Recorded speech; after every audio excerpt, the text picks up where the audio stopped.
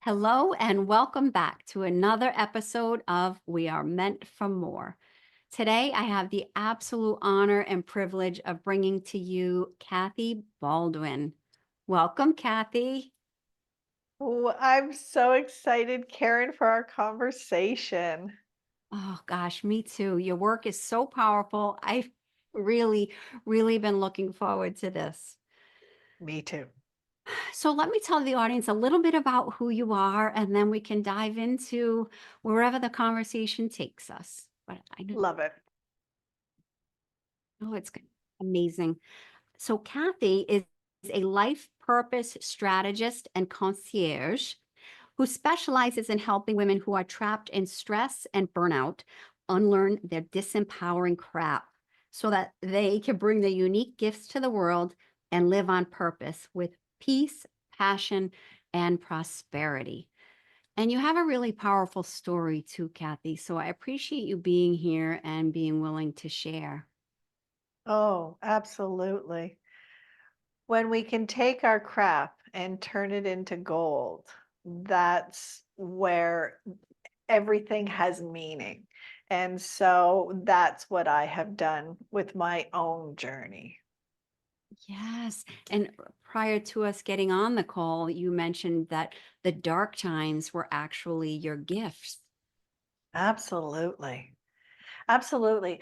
Through my whole journey, I've come to learn that when things appear bright and shiny the way we were taught, we're actually in a disempowering comfort zone because we were taught to stay safe, to let someone else make the decisions for us, let the government make the rules, let the doctors tell us what we needed, let our education tell us what we should learn. Everybody is coming at us, telling us what we need and who we should show up as. And that makes us sick. Absolutely. So then I'll start there with the unlearn the crap because I really admire the boldness and the direct title of your work. So you're an author, you are a speaker, you have an amazing community, um, all titled Unlearn the Crap. So, what does that mean to you? Unlearn the crap. Well, crap has so many layers for me. Mhm. Yes, I've known. that is the one of the ones. I want us to start being playful with the Mhm. things that we think are wrong with us. I want us to be able to make it comfortable to talk about it. I want us to smile through this instead of hiding behind masks. Because when we just, I'm the type of person that I lay everything out on the table and I deal with what's there. So if we have a pile of crap, when we do that with our homes when we sort and clear out the clutter. You know, we go through the closets and we have a keep pile and we have a giveaway pile and we have a trash pile. The same goes for ourselves, our life, the things that aren't working. We don't need to hold on to them. We can just let it go. I And then love. yeah, and then there's another layer where it is an acronym, and the acronym stands for Condition Responses Automatic Programming, which is how our brains are wired. They're wired to keep us in automatic pilot. We are meant to be doing as much unconsciously so that we have access to our conscious brain for creativity and for innovation and all these things. But if our automatic pilot is taking us down the wrong path, then we don't have access to that zone of genius, that moment of clarity because we're too busy in stuff that's not working for us. And then there's a third layer to the word crap, which I don't mind sharing. Okay. Uh, my mother was one of the most amazing women I've ever met in my whole entire life. She was my hero. She was the one I looked up to. But she had this standing joke. It was a joke. She would say, I'm so perfect that I don't even have bodily functions. And yeah, I mean, it was a funny joke. But do you know what my brain did to me? Oh, My no. brain told me there was something wrong with me because I had bodily functions. Mhm. I suppressed, I held back, I was ashamed of anything that my body was doing. I created ulcers, I created IBS, I created inflammation and stress and cortisol. I couldn't go to the bathroom if anyone knew that that was going to happen because they would deem that there was something wrong with me because I had a bodily function. Wow, the power in the conditioning. Yeah, my mother did not mean to put that on me. No, of course not. It was a joke, but Mhm. that was how my brain translated it. And I for 40, almost 50 years, I struggled with these issues with my body, and I couldn't figure out where it was coming from until I had to go through my own healing journey, until I had my own dark night of the soul. And then things started bubbling up. And as soon as it came to light that I was doing this to myself by the conditioned response of my automatic program of own brain, now I celebrate when my body works properly. Mhm. It's like, woo, we're in alignment. We got homeostasis. Everything is working. So, yes, when I think of our results or our reality, it's a direct reflection of what's going on in our mind, and that Yes, we're often creating the same thing over and over again to be consistent with whatever the story is that we've created. When did, absolutely. yeah. When did you actually realize? So I know your life had a series of events where you got to a point where you realized something needed to change. What did, I'm not sure I realized because okay. I say that I was too strong for too long. Mhm. I was able to suppress and ignore, um, push through everything that was screaming at me, Kathy, you're going the wrong way. You're making mistakes. But I was so locked into the identity of who I was supposed to be. And that meant that I was supposed to put everyone ahead of me. Mhm. I was supposed to take care of everything and everybody, and their problems were my responsibility. I had all of this horrible dysfunction, and I had the weight of the world on me, and nobody knew it except I would be crying and saying, I can't sleep. I bought over $30,000 worth of mattresses and pillows, thinking it was the mattresses problem that I couldn't sleep. I I had um, fibromyalgia, chronic stress. You couldn't touch my body; it was on fire. I wasn't functioning. I would cry to everyone, "I'm so empty. I'm so empty." And I would say, "When is it my turn?" Nobody realized how much I was suffering. And I was crying for somebody else to come and be my knight in shining armor. Come and fix me. Give me permission.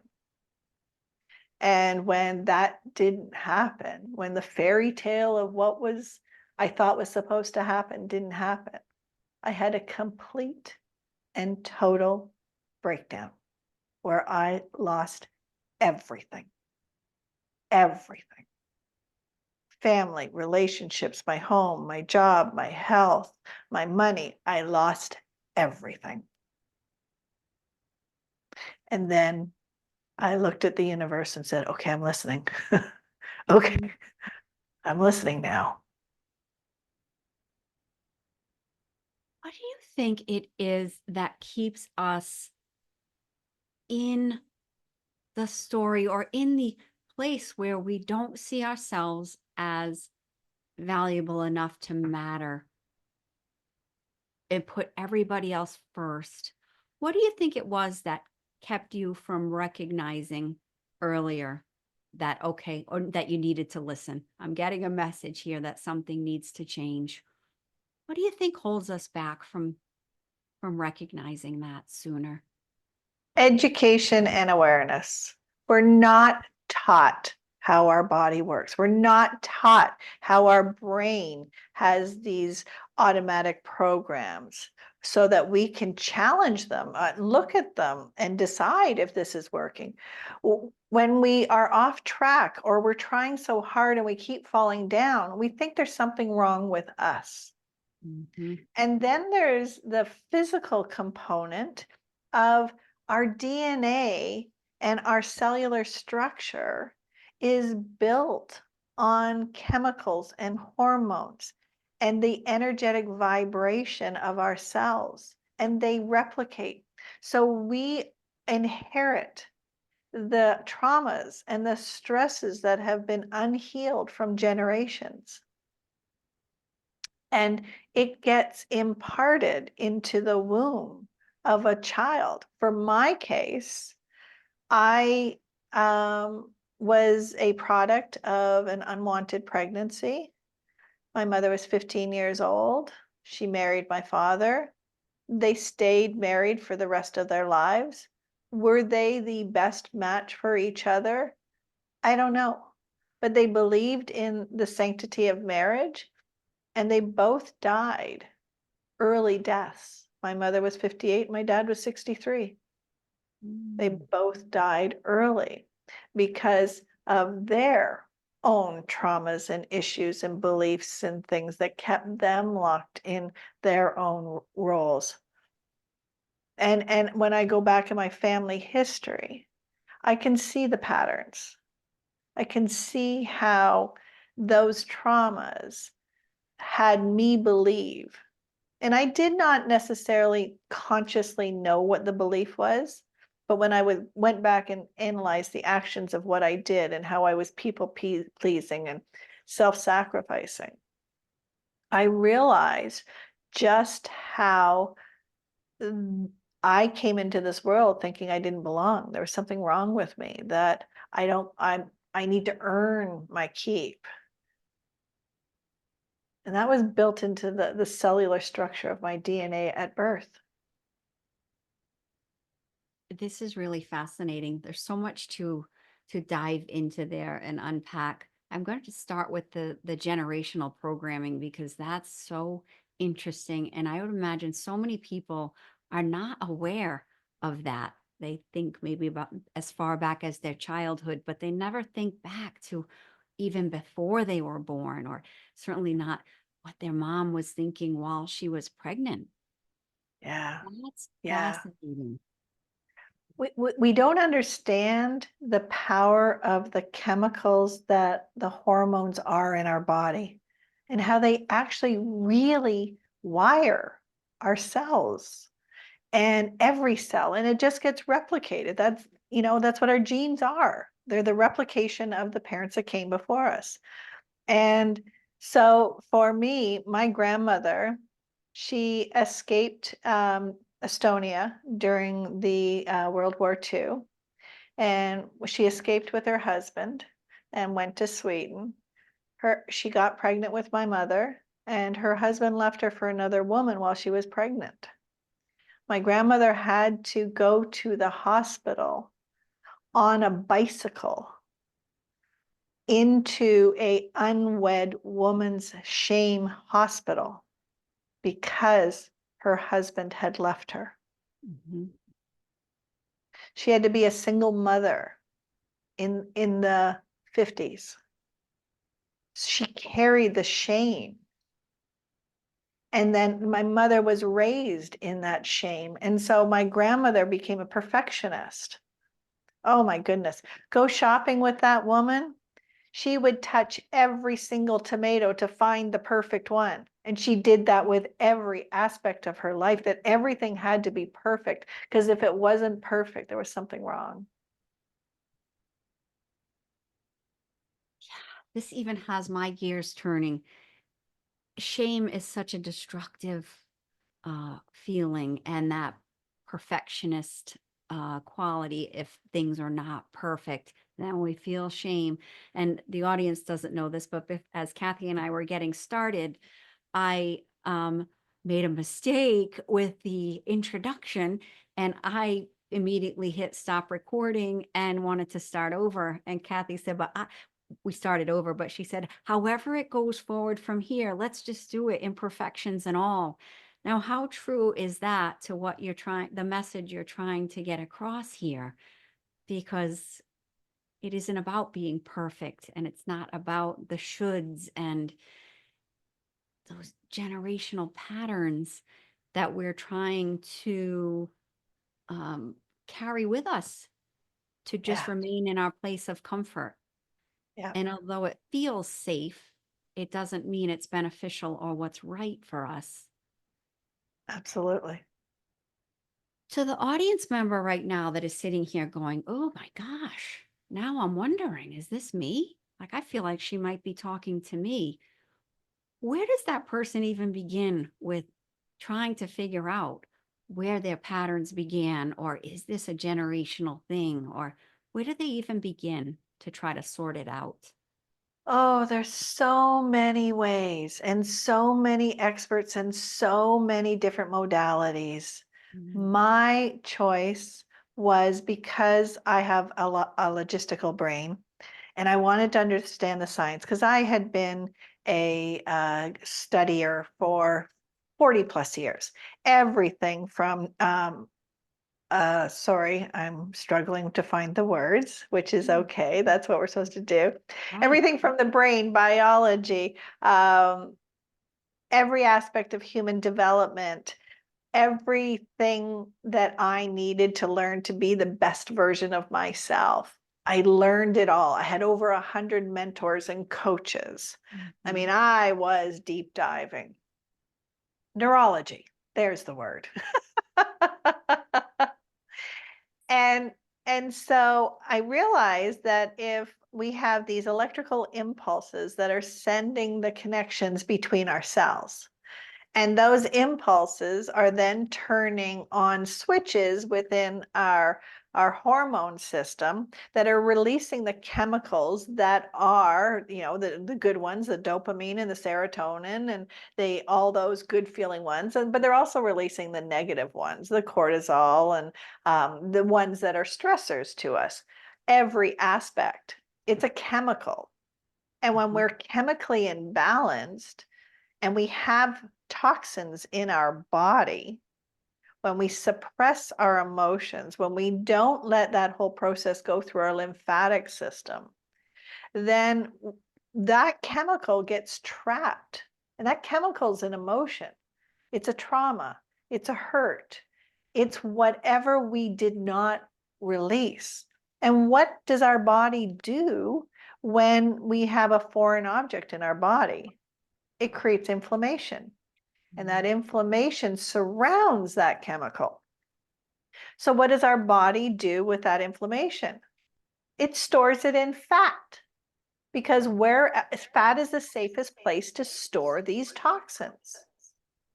So now we've got this. I've had fibromyalgia, osteoarthritis, had to have both of my knees replaced.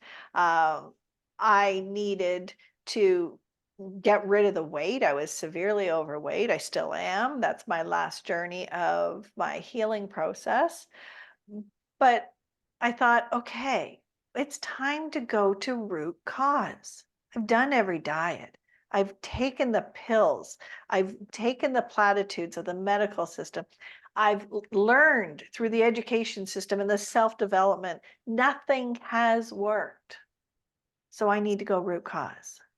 And when I went root cause, I went and learned about energy healing, because I Mhm. thought, if that energy put it there, then that energy can help me release it. And so I found the emotion code and the body code, and I healed myself. I released these toxins. And as you release them, because you can do it for yourself, you can go to a practitioner, which gives you a little bit of perspective, but I did it to myself, for myself. And I began by looking at, oh, the emotion code teaches us that our subconscious wants to get rid of this. And so it will tell you, you have this here, and it came from this moment, and it will direct you directly to those moments. You know, I think I had over 200, and I got to pull up my journal to get the exact number, but I think I had like 240 cases of self-abuse trapped in my uterus. Well, when I went through where those root causes were, they were sexual attacks, they were abuses that were put on me, that I ended up getting cysts and fibroids and ended up having to have a full hysterectomy.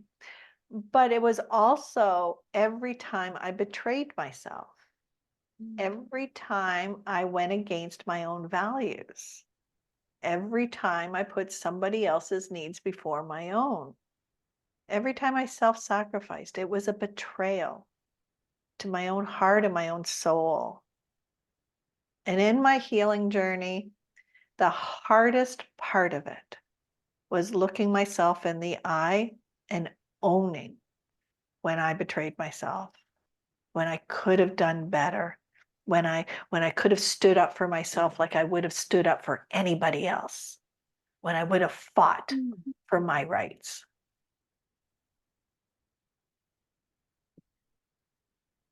That's genuinely making me very emotional because we think of traumas or insults to our body as something somebody else has inflicted on us. And certainly that is a piece of it as well. But to think of the level of I don't harm we're doing to ourselves when we don't honor our core beliefs and values and don't stand up for ourselves, and the people pleasing, just making sure everybody else is happy at the expense of our own happiness, or what we know to our core wasn't the right thing. I should have said something and didn't. That's really powerful for you to share. You had a moment in your life where you felt almost betrayed by, say, the medical system, and trusting Yeah. in them to guide and not being kind of steered in the right direction. Or how would you describe how that impacted you and that moment when?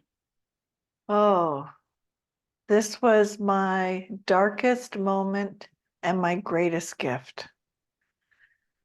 I had been going to the doctor asking, help me, help me, help me. Now, my family physician was a wonderful man, and he would say to me, do you have these traumas? Were you abused? No.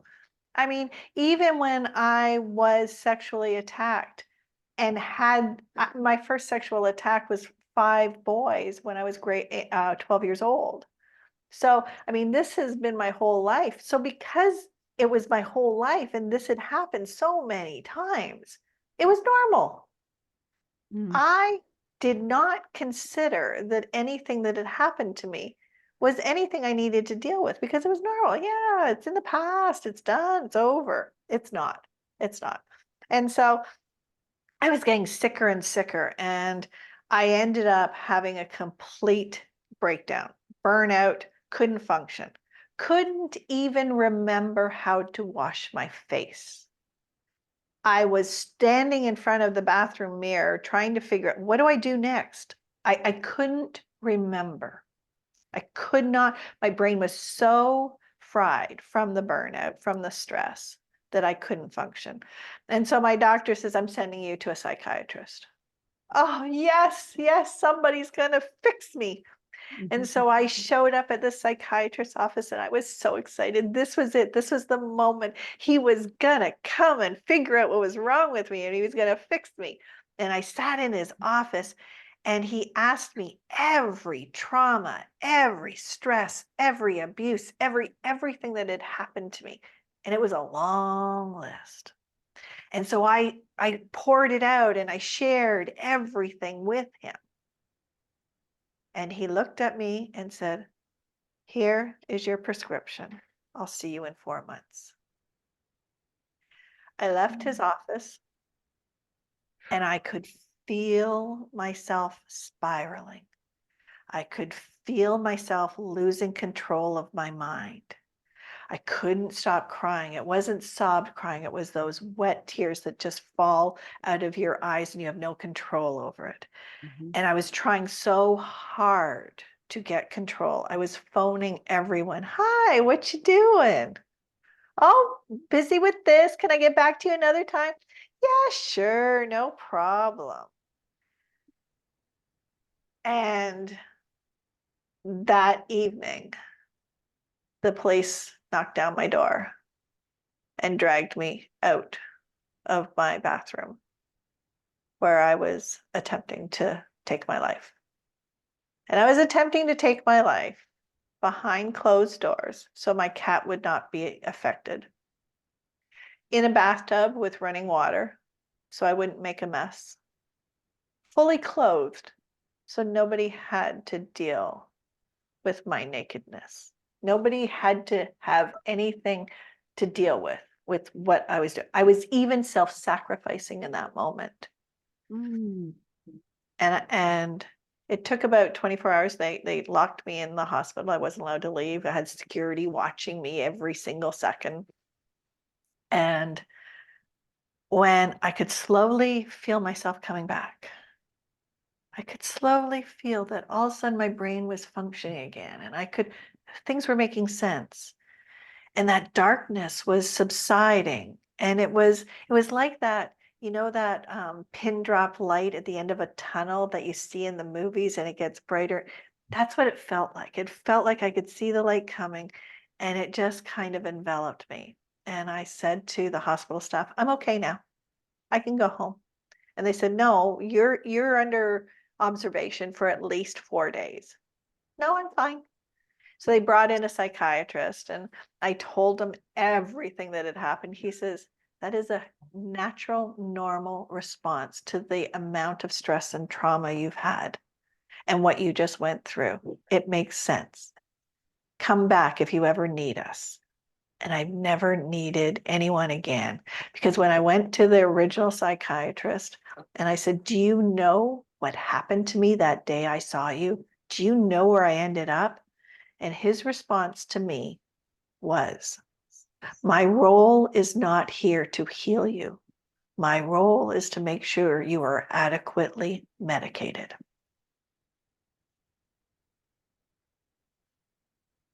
I knew if I was going to live, that saying that I had used to push myself to the brink of the edge, if it's to be, it's up to me. And I use that. "Okay, Kathy, if you're going to live, you need to make a decision that you're going to put yourself first and you're going to fight for your life." And because I'd lost everything, because everything was gone and I was literally alone with nothing else to take my attention, I, for the very first time in my life, had nothing to focus on but me. And all those fears of the people I was afraid to lose, and the identity to my job and my career and my children and my relationship and all the house that was supposed to be the perfect home and all of the things, I lost it all. And I realized I'm still alive. All those things I was afraid, all those things I sacrificed for, because I thought there would be something really catastrophic would happen, but it didn't. I'm alive. And it was the greatest pivotal moment of my life. I took back control. I did the healing. I sought out help.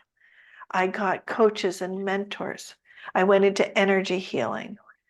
I wrote the book. At the end of that, I wrote the book, Unlearn the CRAP. Thank you for sharing that story.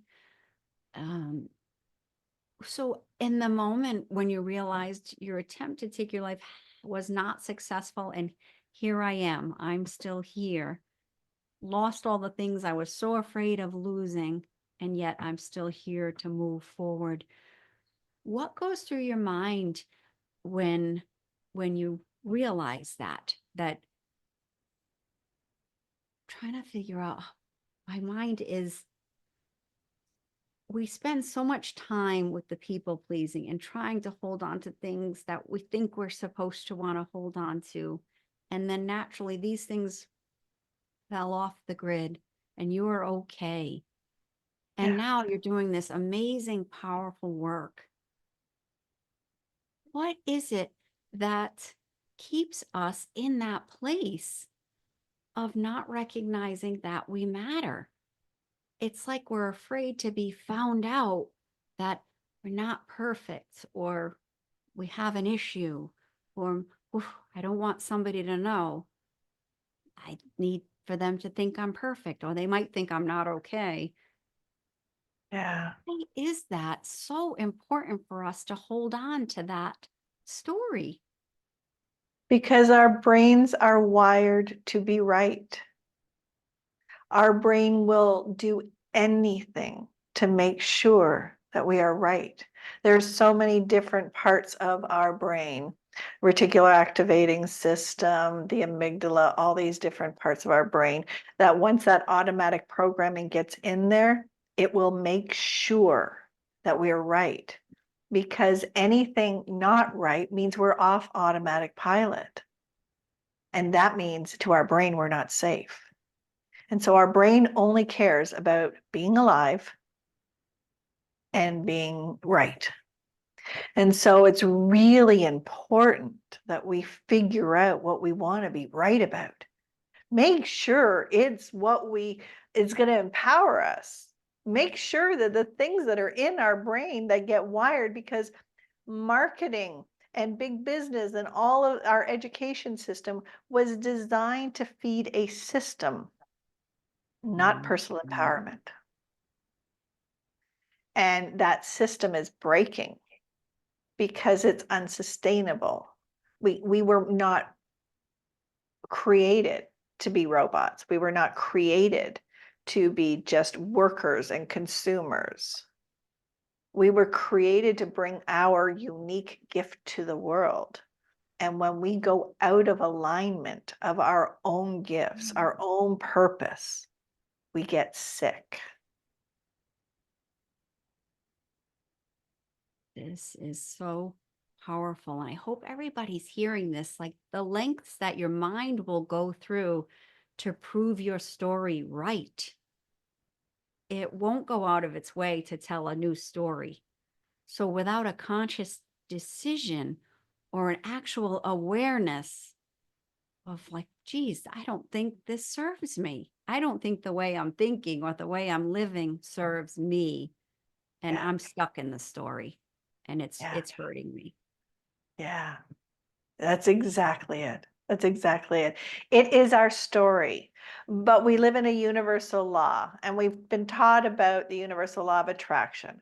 But I think the most important universal law is the law of relativity, because the law of relativity states that everything is true based on our perspective, because reality gets warped by time and space, and it gets warped by our perspective.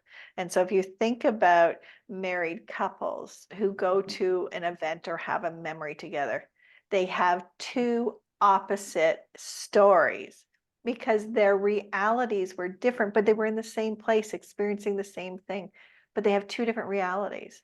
And so we can change our stories, we can change our perspective, we can change our reality by looking at it and going, well, if I'm looking at this center and I'm looking at it from north, well, what does it look like from the east? What does it look like from the west? It's the same event, the same story, it's the same experience. It's a different perspective. Absolutely. I love that.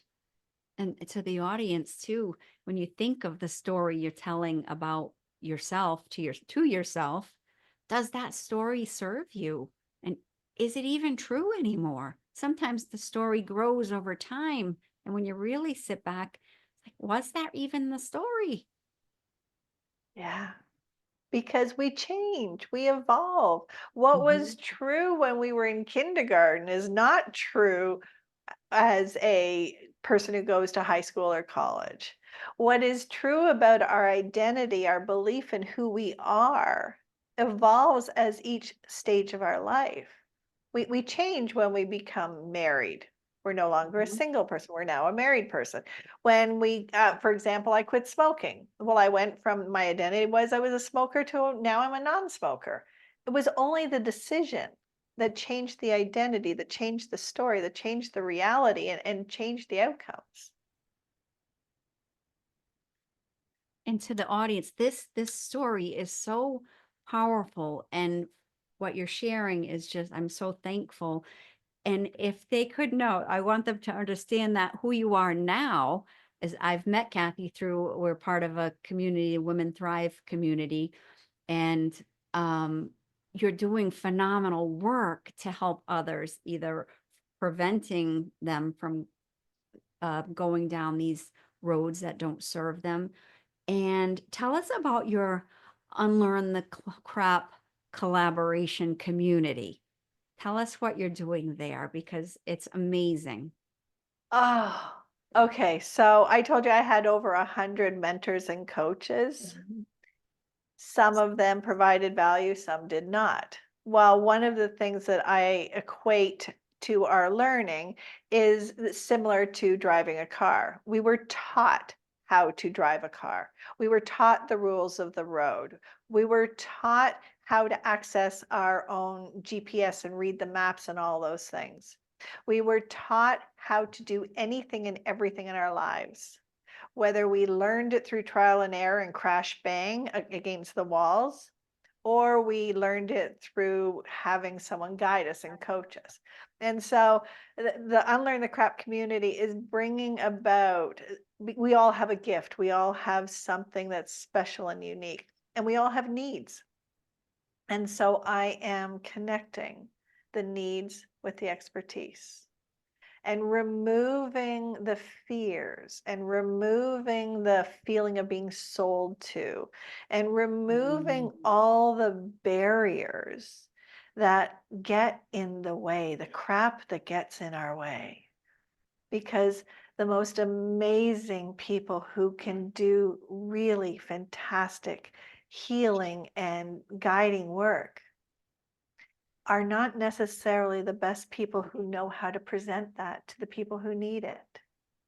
Mhm. And so I've curated some really amazing people that I have worked with, I have trust, I respect, I refer, and I connect them. Mhm. And then in there as well, I share my guidance, my learnings, my resources. So it is there's multi dimensions. It is, I consider it part of the quantum field because there are so many layers and variations, because I do believe that we all have the right to education, but we have the responsibility to be independent. We have the responsibility to take care of our own health, our own wealth, our own actions, our own results. And there is a huge need to figure out how to do that. We don't live in tribes anymore. We don't live in communities in small little areas where the system is built in to support each other, where one person's the baker and one other person's the doctor and another person is the seamstress, where we all have our own unique gifts and we're there to support each other. So we're creating it. I'm creating it by bringing people like you and other women of Women Thrive and other people who have been in there. So we talk about sex, we talk about relationships, we talk about money, we talk about business, we talk about personal development and emotional healing, and you name it, it's there. the listeners are hearing this because it lets people know that they're not alone, no matter what you've been through, no matter how small you might feel because of what you've been through. And that's what it's designed to do, to keep you there, keep you feeling small. Yep. And you're not alone. You're not small. You're meant for greatness. And we're all in this together. Yes. And I feel so blessed to have been able to meet you, know you, but I want everybody to see what's possible and what's out there to get you out of where you might be feeling stuck, because Yeah. it's possible. It's not only possible, it's, gosh, it, it's your right to Yes. to live your purpose. Yes. And I feel like we all have this little whisper that lets us know, hey, I think I'm meant for more, but we still continue to play small. And I hope people are hearing you and just to know what's possible and what's out there for help. Absolutely. Thank you so much, because you're so right. We are in an exponentially fast evolving world. 100 years ago, what was our life like? 100 years ago, we didn't have cars, we didn't have technology. In my lifetime, I was born in 1965. I saw women's right to be able to have their own bank accounts.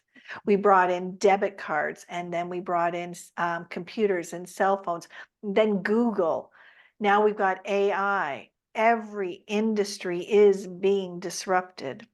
Mhm. Every structure is having to go through these massive changes. There is a gap that is happening between what we knew, what we were raised for, the system we were funneled into the new reality that futurists are expecting, that we're going to see 100 years of change in the next 10 years. And if people do not reach out and get the help and support to heal and release the traumas that are keeping them stuck, get rid of the crap that's in the way, and get the resources and the help to step into their dreams, because those dreams are not selfish. Those dreams are our guidance. Mhm. They're the ones pointing us in the direction. It's our true north. And so it's people like you, it's people like me who have gone through the darkness and come out the other side, that are there to help and help people along, so that we can all become stronger and better. I don't want to get political. There's a lot of political things that are happening in the United States, but I keep hearing different versions of, we need a new ruling class, or we need to plug the holes. No, we need to bring the power back to the individual, where we are all living our best life. Imagine if you were living the life of your dreams, living in alignment with your purpose, and living with passion, with full prosperity and abundance. If every single person in the world was living like that, how could a war happen? How could famine happen? How could disease or any other how could our environment suffer? There is nothing that we can't heal and fix if we just focus in on ourselves. And everybody does the same thing. Absolutely. The ripple effect of each person doing their self work. Yeah. Where can the community find you? Where can the listeners reach out to you? Unlearn the crap. Just look it up. You will find Kathy. Yes, my TV show is on Unlearn the Crap. My community is Unlearn the Crap. My website, my book. I have a new book coming out that talks about my personal journey on how I unlearned my own crap. Mhm. So Kathy Baldwin or Unlearn the Crap. It Mm. I'm there, and I'm I'm open and available. I don't ever want to be arm's length away from the problems or the solution. I want to be the bridge.